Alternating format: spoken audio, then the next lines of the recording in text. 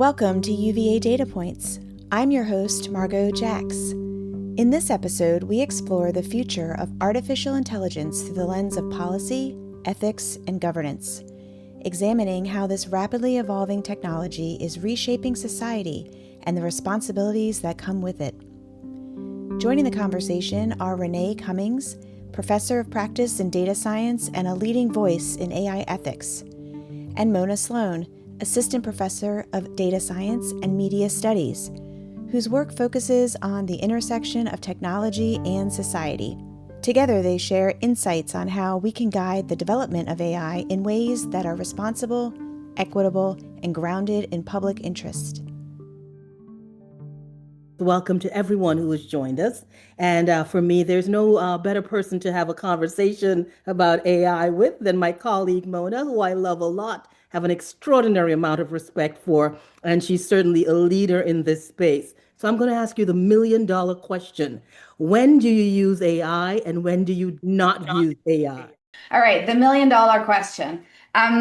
Of course, the answer to that is evolving as the technology is evolving, but I will give you my absolute favorite use case of generative AI, which I think is sort of the coolest and latest kid on the AI block. Your ChatGPT, your Claude, what have you. So a generative AI system that doesn't just predict future scenarios and make suggestions, but that actually generates new data. And that is using those kinds of systems to generate Excel spreadsheets, which I very much need to run my lab and my life and operate as sort of a modern day scholar. And I never learned how to actually write Excel formulas. And even if you do know that it takes time, what you can do with generative AI, you can tell the system what you need and you can task it with creating a spreadsheet. And it does like really, really good job. So now I have a spreadsheet where I can keep track of my grants and I get sort of alerted when I only have a 6 months runway or a 4 months runway, which is something that would have taken me days prior, which is something that we didn't have available infrastructurally here in the department. And I was just really grateful and happy when I managed to get my hands on that with the use of a generative AI system, Renée. So that was a big AI moment for me. But let me actually throw it back to you. So we sort of often joke that we use AI very differently. One of us uses it for comparative analysis, the other one uses it to turn bullet points into prose. So, do you remember from our last conversation who was who? I think I do. For me, it's always been about comparative analysis. I write things and I, of course, ask the GPT to tell me, what is it, how does it sound? Is it good enough? What's missing? Rate it. So I do a lot of that. And then I like to see what's happening globally. And I like to compare articles and compare academic articles and journal articles. And I do it for of course, for the comparative analysis. But also I do it sometimes for the bullet points because I like to see things in bullet points. I know you turn the bullet points into prose, but I think the technology, no matter how you use it, once you use it responsibly, offers us the kind of experience that we're looking for. For me, you said Excel sheets. For me, I like business plans and plans, life plans and goal plans. I think it really does nice with the planning. The thing that I'm always concerned about is I'm just not going to use this along the knowledge route. So I'm really very circumspect and very critical as to what that information is, and nothing that it gives me I take at face value. I read, I double read, and I triple read. I always like different sources as well. So yes, comparative analysis works well for me. Rating my work, being that sort of what do you call it? That editor Devil's advocate, or right? devil's Like advocate, which is very, probe your very argument. important. And it's really providing, it provides the kind, I think, for whatever you need or whatever job you do and whatever you're trying to engage it to do, it can pretty much deliver, but always with that measure of critical thinking and that understanding that what you're getting here may not be always what you really need at that moment. Yeah, and I thank you for actually bringing sort of that to the table so early in the conversation, because I think what you're sort of putting your finger on here is the role of AI as sort of an epistemic technology, right? It's a system that produces and co-produces truths or claims to do so. And we know from the technological design that this is not quite accurate, right? We're still sort of in the world of probabilities. We're not in the realm of causal relationships. And so the double checking then really is profoundly important because the responsibility for truth and the production of knowledge is still a human responsibility, right? And so let me just throw another big question at you, Renee. So we sort of today um, sort of equate ChatGPT, with any and all AI. So from your perspective, is ChatGPT the end all be all of AI? Like what is missing from that narrative, from that understanding, from your point Sure, of I will view? definitely say it's a very visible interface of the technology, and it's a very strong brand of the technology. I always tell people that we access many brands. We may not only have one brand of shoe or one brand of sneakers, so ChatGPT is a brand of this technology. What really gets me inspired or keeps me inspired is that we need to always go beyond the interface. I always believe that the tools are sort of like the tricks and the nice things that we can use and the entertaining things that we could use and the things that excite us. You know, I always say this technology makes everyone feel more exciting, more creative, more intelligent, more of more.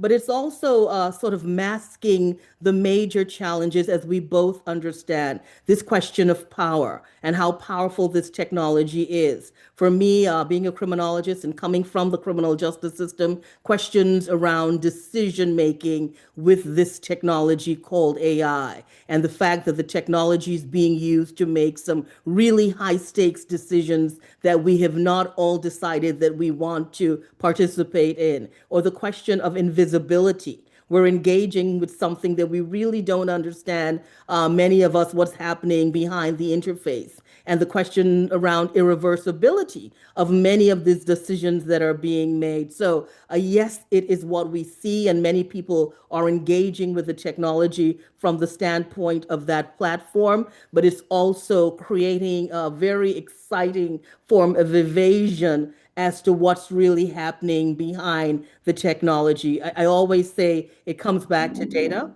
and there is no AI and no chat GPT without data. The entire model is built on data. So the kinds of challenges that we continue to see with bias and discrimination or misogynistic types of approaches that we may be getting from the technology are things that we cannot forget. So while we explore the potential and we excite ourselves about the promise and we think about how amazing the technology may be making us feel, we've got to understand those challenges, those risks, and the need for the protection and the governance and compliance and enforcement and all of those things, because this is just not a toy in our hands or a game that we're playing. This is a technology that is having extraordinary impact on the future of society. And as I bring in the future of society, I bring in that critical word, a social phenomenon. And we both speak about the impact of this technology, its social impact. And that's something you are extremely passionate about as well, Mona. Let's speak about that. Yeah, thank you for that cue, Renee. So as a social scientist, I look sort of beyond the sort of technical theater, if you will, and sort of I'm really more interested in the big social ideas and social processes that are embedded in any technology. And what we can really observe now in this sort of world of AI that we all live in is that AI has become what I call a social infrastructure. What do I mean by that? I mean by that AI systems, which are predictive systems, they are designed to create predictions that then either humans or other AI systems act upon, or that are used to create new data, such as in the context of generative AI. that logic of prediction has become infrastructural and is baked into the digital infrastructures that we are already using to organize society, to organize work, to organize family life or intimate life, to sort of manage access to resources and institutions. For example, in this very moment, there is an AI system at work that is automatically transcribing what we're saying in the background. The transcriptions can be switched on. There's also an AI system at work in the background that is actually making sure that the video is at least somewhat stable for everybody. So these systems are everywhere. We don't always see them. And that is the case for all kinds of infrastructures. Infrastructures are, in fact, designed to be in the background. We're not supposed to see the pipes. We're not supposed to see where the electricity comes from. We only sort of notice these infrastructures when they break down. And so the same thing is happening with AI. AI is everywhere. It is playing a sort of predictive role in how we relate to one another, or how we, for example, get into college, get a loan, or gain any access to any other resource.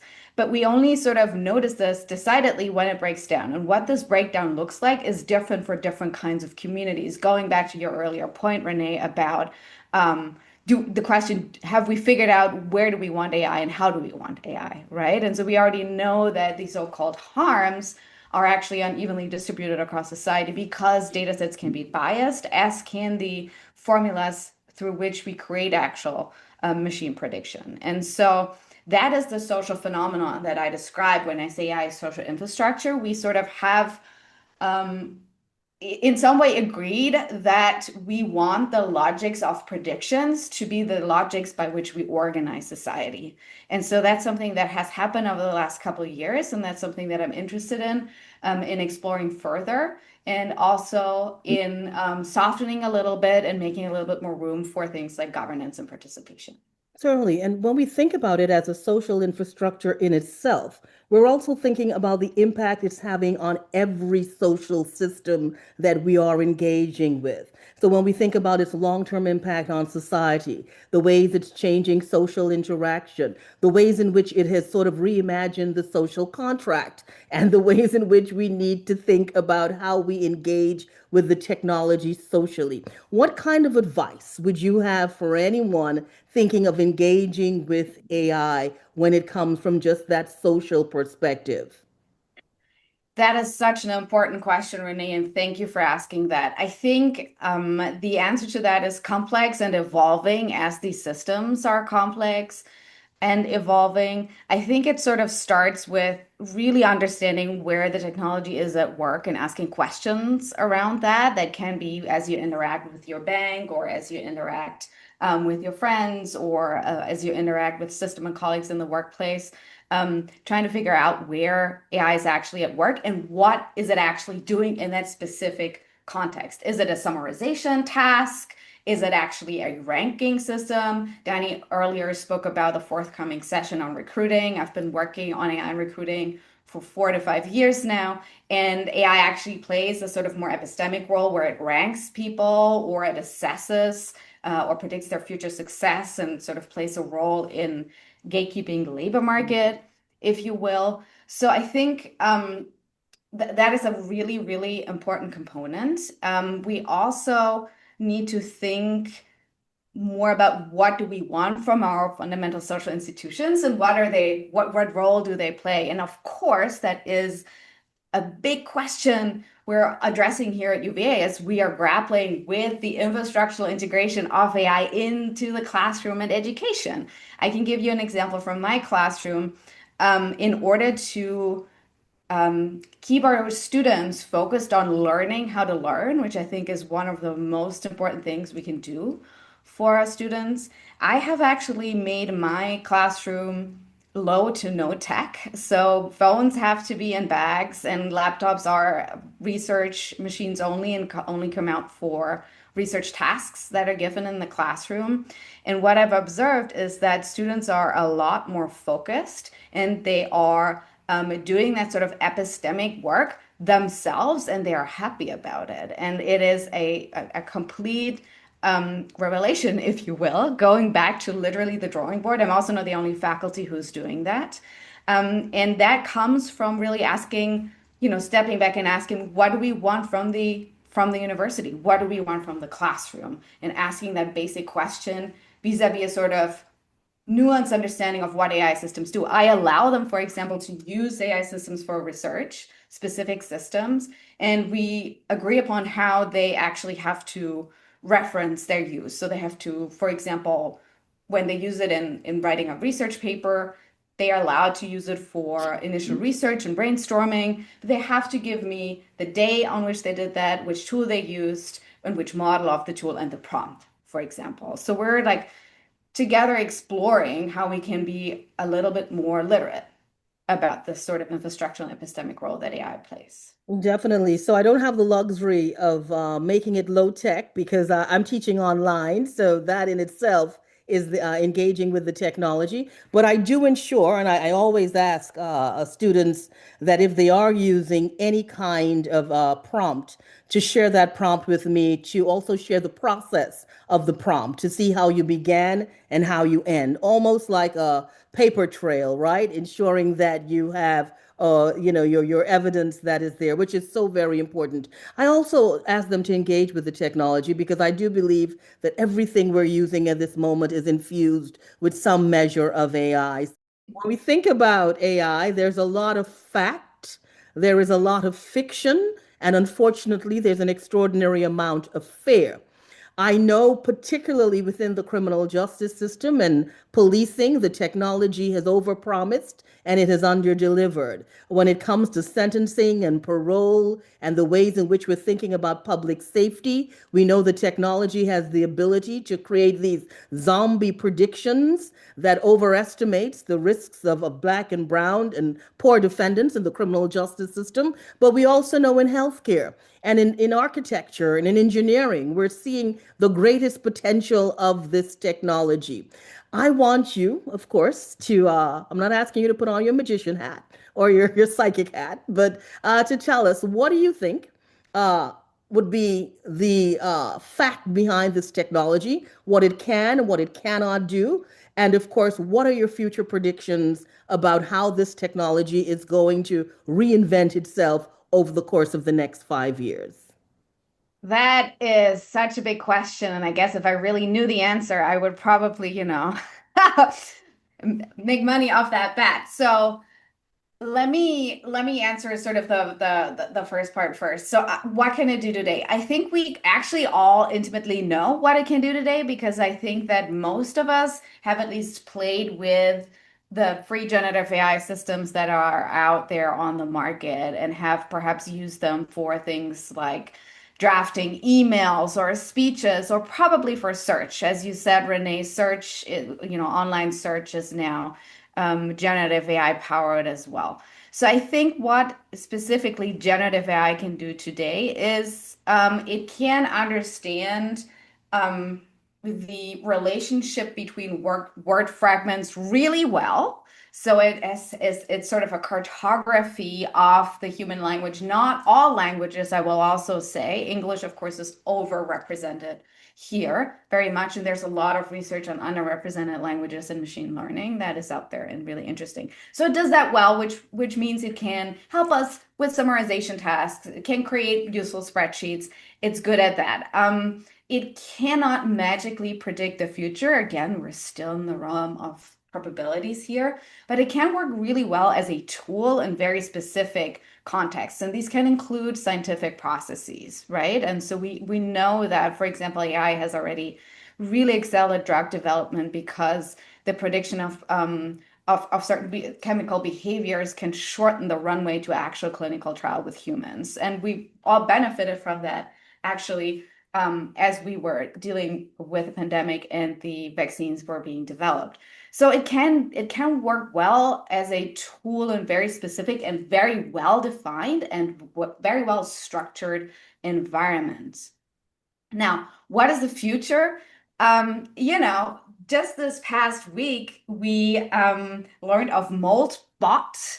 I don't know, a Moltbox, sorry. I don't know if any of you read this. This is a social media page for completely autonomous AI agents that are talking to each other without human interference. It was sort of conceived of more as a little bit, as an art project, but it has really sort of shown people where agentic AI is going, which means that is an AI system that is granted access to our most personal tech stacks. So our text messages, our email, our calendar, and can sort of autonomously make do things like creating calendar invites or making bookings. And we've sort of seen also that when it's sort of uncontrolled and without guardrails, it can get in sort of the more technical infrastructure and autonomously make changes. So I think agentic AI is where it is headed when it comes to language-based models. The AI research community isn't necessarily all in on, we've reached the end game, generative AI through large language models. This is it. Where we will achieve general artificial intelligence through that. There are other researchers that say we need to think about world models. So we need to think about different kinds of data, visual data, sensory data, and create truly autonomous agents that have these sensory capabilities. And then there's, of course, quantum computing, which will absolutely change, I think, everything that we're doing with AI, because it's changing the technical infrastructure and the rate and volume at which we can actually compute. So those are my responses to the future question. But thank you for the opportunity, Renee. What do you think? What do you think where it's headed? Definitely, I know we are in the age of agentic, and I know the move is to super intelligence. And we're trying to continuously amass all the data that we can to deliver these results. But yet, we're seeing some critical challenges when it comes to the governance of the technology, because we're still seeing along the lines of Gen AI, the questions around the technology really still challenged when it comes to the ways in which we are getting those responses that still speak to the bias, that still speaks to discrimination, things like a geographical bias, or the fact, as you mentioned, English as the primary interface, and many other cultures and communities and languages not getting the kind of response from the technology. And of course, questions around hallucination still there, the technology doing things that it's not expected to do. So for me, I am really committed in the agentic space and really having a lot of conversations around superintelligence and what is that supposed to look like from an ethical perspective and for a governance perspective, because we are still within the realm of governance thinking about how do we regulate this technology. One of the things that we're seeing is that it requires real-time governance. And we know governance and real time are two things that just don't happen together. We're seeing the speed of the technology, the scale of the technology, the severity of the technology, and we're not seeing the kind of governance structures to match. When we think about the impact of this technology on children, when we think about the impact of this technology on the environment, we know that we need the technology. We know that the technology is working for us, but we also know the technology is working against us.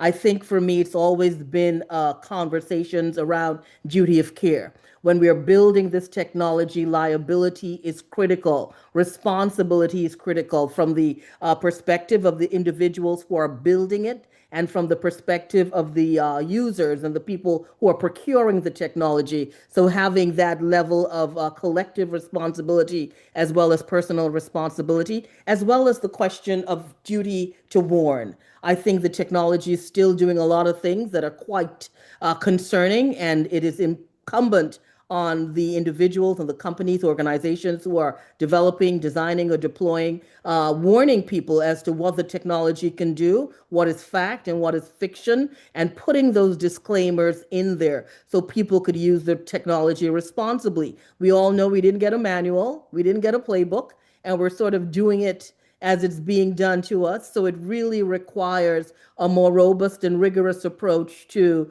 governance. I always say to people, I believe that ethics and innovation can exist in the same space. We can innovate ethically, we can innovate safely, we could accelerate with this technology cautiously, but we must also understand that there are groups that need to be protected, particularly children, vulnerable groups, the environment. These are all spaces where we're seeing a particular kind of real-time devastation and harm that we need to pay more attention to. So for me, when I'm thinking, I know we're already in the age of agentic, and more and more people and of course companies are embracing it. But then again, there are some reports that show us that many companies that have tried to embrace this technology have not received the return on investment that they had hoped, and many companies are still not embracing the technology in a, in that kind of real way. But definitely I see agentic on the future, and I've been in a lot of conversations about super intelligence. So between the agentic and super intelligence space to see what can really be delivered, of course, always responsibly, ethically, and building trust in the public space as well. Yeah, I couldn't agree more. And I think what we can really do is start in our own lives, right? And start in our own communities. And so one project that we are working on here at UVA through Sloan Lab and in partnership with the Vice Provost of Online Education and Digital Innovation is to stand up a Student Technology Council here at UVA, which is going to be an elected and representative body of students who advises the administration and faculty on questions around digital systems, procurement, innovation, and data governance. And so we really see that as absolutely fundamentally important because technology is power, bureaucracy is power, and students have been sort of more seen as consumers of digital systems rather than actual stakeholders. And in the age of AI, that sort of no longer holds up because we are creating data, as Renée said earlier,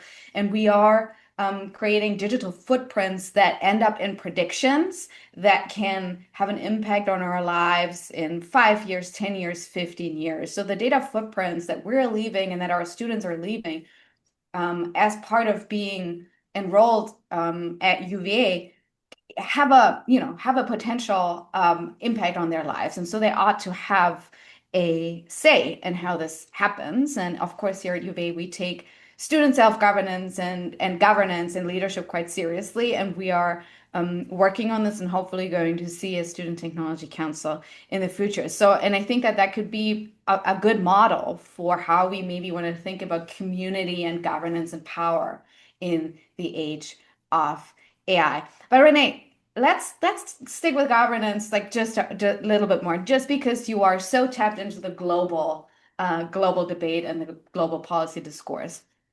For some, it might seem that Pandora's box is already open, right? The technology is out there. We have Maltbook, we have agentic systems that are out there.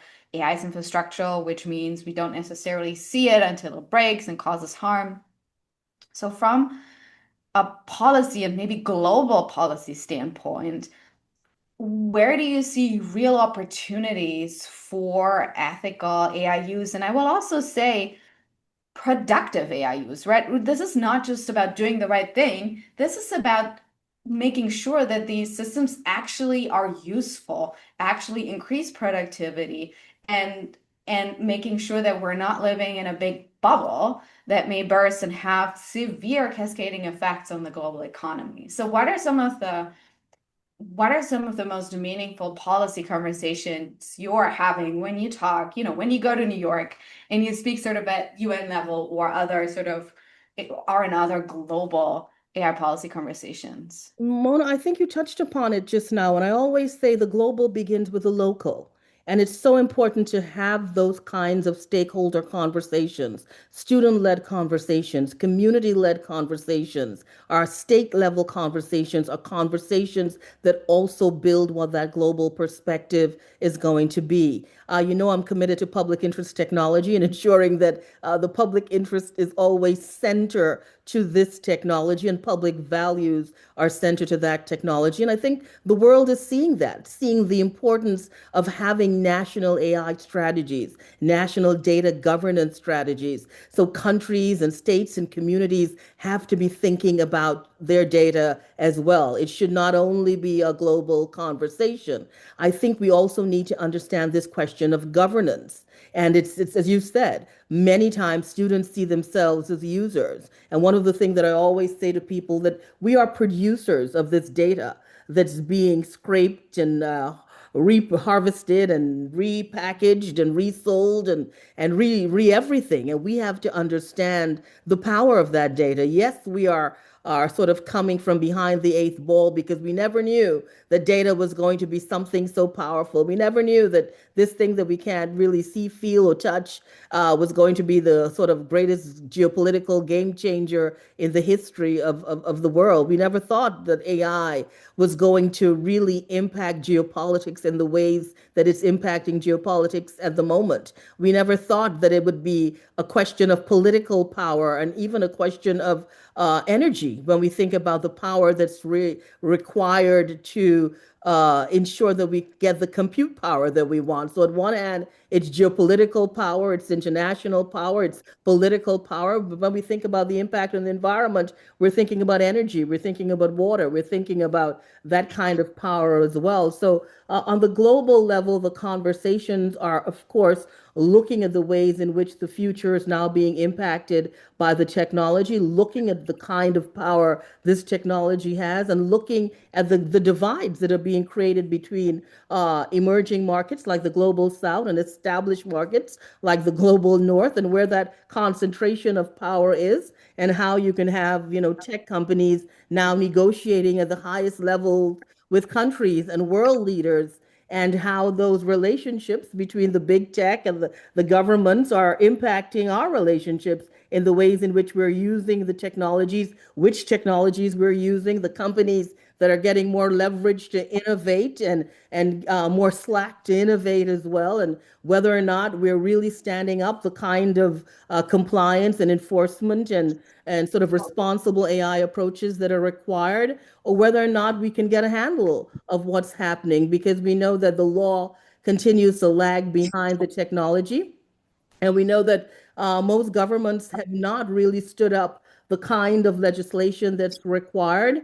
And we know even on a national level, many of the states are doing great things, but we know we have no real national policy when it comes to data, when it comes to AI. We know we've been very flexible in the US because we want to see where this technology goes or where innovation takes us. So these are really big questions. And the challenge is this: lots of questions, not enough answers, and not enough solutions, and just the conversations continuing. But this being really a right time to get involved in the conversation, because I keep saying it. What happens on a personal level, we both know the personal has always been political, and what happens on a local level is also critical to what's happening on a global level. Thank you for that, Renee. So I wonder how you see sort of narratives around extraordinary technical capability versus what we know about how humans actually operate, right? And sort of the promises and the successes, but also the failures of societal organization and societal ideas and political ideas, right? What do you feel is the sort of bigger threat and bigger opportunity? What the technology can potentially do, or what the ideas that people put out there in the world and enact? So definitely an extraordinary amount of hype around what the technology could do. But then again, if we're looking in critical spaces and places, let's say healthcare, cancer research, we're seeing some really brilliant things with this technology. And just about, I would think every business model is sort of being reimagined and reinvented. But we always talk about AI as this big thing. And I think I always try to bring it back to data. There is no AI without data. Data is the lifeblood of this technology. Our AI is only as good as our data. And if our data continues to be challenged or sometimes compromised or traumatized, traumatized and we're building systems that are going to reflect the data that we have. So whatever the building is or whatever the reimagining is, we've got to always look at the data that we're using to create, because it's the data that really either delivers or under delivers. But I'm going to flip the script and I'm going to take it to you. And one of the things that we have to talk about is this question of human risk versus machine risk. I know in 2016, ProPublica, this report that looked at machine bias in the criminal justice system, and it was really a point of reference for so many of us working in this space thinking about algorithms. But I have a quote that I'm going to share with you, and the quote is, I'm not afraid of artificial intelligence. I'm afraid of natural stupidity. And it's attributed to Guillermo del Toro. And I'm going to ask you now, do you agree or do you disagree? And are the bigger risks tied to the people building the technology, the people using the technology, or the systems around the technology? So, as a sociologist, I'm always interested in people first, and societal structures first, and I look at how these actually get expressed in technological systems and arrangements, including AI. So, my interest definitely is with people. I am not worried or afraid of human stupidity. I don't think that that is the right word. I think that that actually um, is a disempowering narrative that we are too stupid to actually understand what's going on, that we all are non-experts in AI systems and therefore are not deserving of participation in a public and policy and innovation discourse around artificial intelligence. So I'm rejecting the the formulation here a little bit. What I will say though, what is new about AI is that it really walks in the footsteps of bureaucratic decision making. It's a bureaucratic technology because it is automating decision making and it is designed to do more with less. So it is a scaling instrument. And so if there is a problem in the way in which that scaling happens, because data is reflecting societal biases, or because we are articulating an objective function that optimizes for things that can end up being harmful, such as more clicks on social media, which then heightens certain content that can be addictive, for example. So we sort of need to be aware of that scaling function. And so I think in that sense, it is human and the particular design of the system together that we need to keep in mind as we articulate where we want to go together as a society, where we want to go as an institution, how we make space for innovation and creativity, and how we make sure that this actually happens with sustainability in mind, right? So that we can have longevity in creativity and research and prosperity. And so I think this is not about stupidity. This is about peeling back what actually is at work here. And I do think that it is absolutely essential that we listen to folks from the humanities and social scientists and actual communities who live with these systems in order to do this well. So I have a job question for you, Renee. You know, a light one. What kind of advice do you give folks who are looking for jobs, who are encountering an AI-mediated labor market, who sort of are acutely faced with promises of AI, who are facing demands on rapidly evolving on themselves with regards to rapidly evolving skill sets? What would you say to folks and alumni who are interacting with recruiting systems that are AI mediated? How should they deal with that, and how should our future graduates think about AI? And definitely. Well, I think one of the things I often hear first is the challenge of actually being hired. And you specialize in that area, how these recruiting systems are impacting individuals. You know, I have lots of friends who are looking for jobs.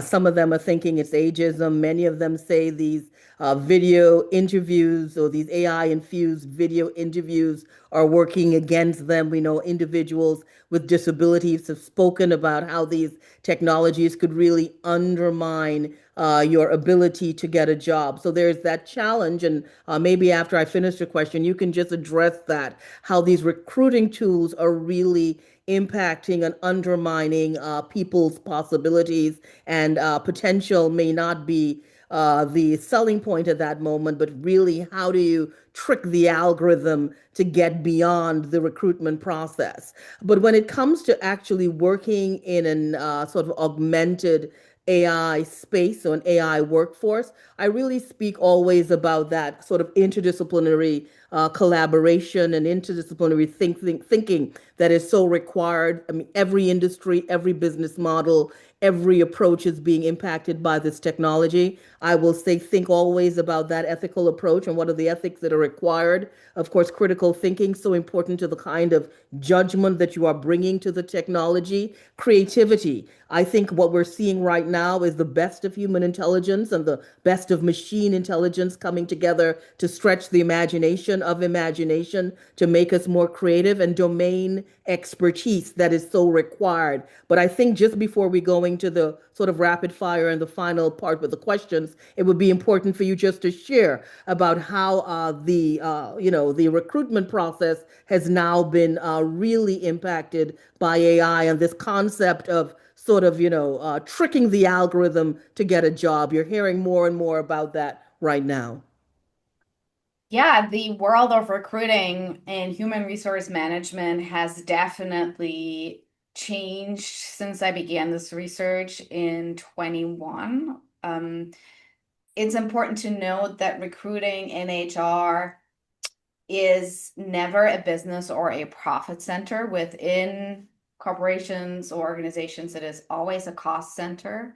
Even recruiting agencies have who sort of staff and recruit professionally have very small margins, and so they're very careful about what a large technology licenses they invest into. So that's important to keep in mind, right? This is a profession that's already dealing with constrained resources. There are two types of recruiting generally. One is high volume recruiting, one is low volume recruiting. High volume recruiting is a situation where there is one sort of standard role that a lot of people need to get hired into. That can be service work, but there can also be entry level jobs, for example, for our graduates or internships. And the idea here is to use technology and a bureaucratic system like AI to reduce the big vague pile rapidly and get to the ones that recruiters either hire directly or want to screen in a personal encounter, whether that's Zoom or in person.